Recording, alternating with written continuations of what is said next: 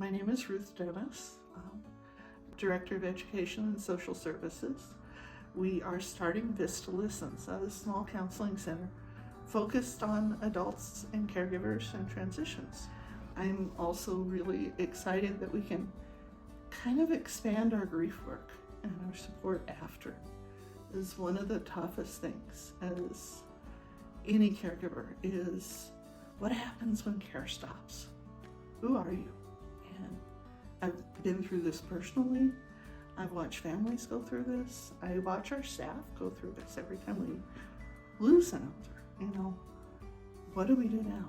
And we are expanding our focus for families and trying to give them options for support and education that kind of go beyond, that are a space outside the buildings, a safe space, a way to share feelings, a way to figure out options, a way to kind of teach families that what you do in love matters. The most interesting thing about my role, and in some ways it's always been the most interesting thing about my role, is I'm not pigeonholed into doing just one thing. I do a lot of different things. And I think it's one of the great things about Vista in general is the things that you love can become part of your work. So, I love cooking and, cooked for a long time and cooked well. We have a food tradition.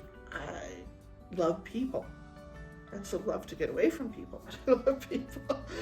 I also the creativity and the art and the fact that being creative is not just about making art or music, or it's about being alive. It's about being connected. And it's about, we may not solve every problem and make life better for every elder, but we can fight the good fight. We can kind of nip at the heels of this really annoying mindset that says that elders aren't of value, and if you have Alzheimer's, you're just dying, and families don't have, And I think we can nip at the heels of that and change it. We can at least be a thorn in that system, and we have been for a long time. And I think just the ability to say, hey, we're here, and we're all part of this. I'm really, really proud of the work we do with elders. I'm proud of the amazing care that our staff do. I am proud of the fact that we actually discuss things with families and bring them in and talk about things. I feel like grandma. I'm probably the abuela of Vista. I spoil the kids. I get to have fun, which is kind of a nice role to be a grandmother. I also get to put things in perspective, because there's 25 years of this stuff behind me and all the changes and spaces that we went through. I'm kind of the historian. I know what we started from. I know what we worked to build. I know the chances that we've taken and the risks that we're taking. I also know some of the stuff that didn't work, and some of the stuff that we didn't think was going to work that worked really well. It's kind of neat to be grandma. I as it was a family caregiver, so in some ways a single mom, but I don't have children on my own. I do have interns and activities directors and goats and chickens, and so I guess I do have children.